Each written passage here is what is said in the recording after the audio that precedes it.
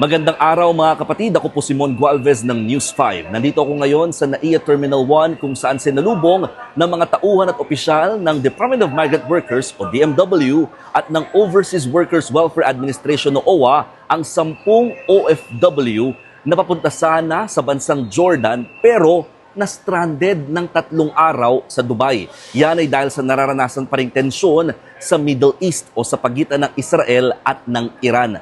Ito mga OFW na ito, mga balik trabaho sana ito.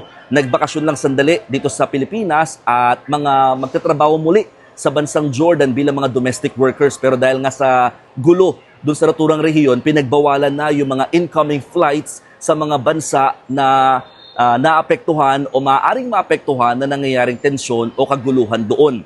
At sila ay binigyan ng assistance o nakatakdang makatanggap ng tulong mula sa pamahalaan. Merong financial assistance na nasa 1 hanggang 2 buwan na sahod nila. Meron ding livelihood assistance, bibigyan sila ng trabaho at meron ding training mula sa TESDA. Itong trabaho, maaari daw i-upskill yung caregiving skills ng mga naturang OFW kung kanilang gugustuhin. At syempre, meron ding assistance nga mula rin niya naman sa OWA in particular. So bukod sa mga kababayan natin na ito, meron pang 17 na nakatakdang makabalik din sa Pilipinas mula pa rin sa Dubai matapos ma-stranded doon na nakatakda sanang magtrabaho papunta naman ng Israel.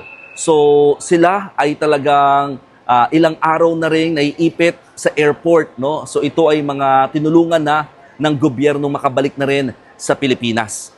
Sa ngayon, sa datos na meron ng DMW, aabot na sa 150 OFW mula sa Israel ang nagsasabi na gusto nilang magpa-repatriate o makauwi sa Pilipinas dahil nga sa nararanasang gulo roon. Habang isa namang OFW mula sa bansang Iran ang nagsabi na gusto na rin niya makabalik ng Pilipinas dahil nga sa, again, tension in the said country. So sa mga kababayan po natin, dyan sa mga nabanggit na bansa o sa mga kalapit bansa sa Middle East, at maging sa mga kamag-anak nila dito sa Pilipinas, maging updated at tumutok lamang sa mga pinopost natin dito sa News 5 and other platforms natin digitally para updated at alam ninyo ang mga developments patungkol sa nangyayaring tensyon sa Middle East. Mag-ingat po tayo mga kapatid. Muli, ako po si Mon Gualvez ng News 5.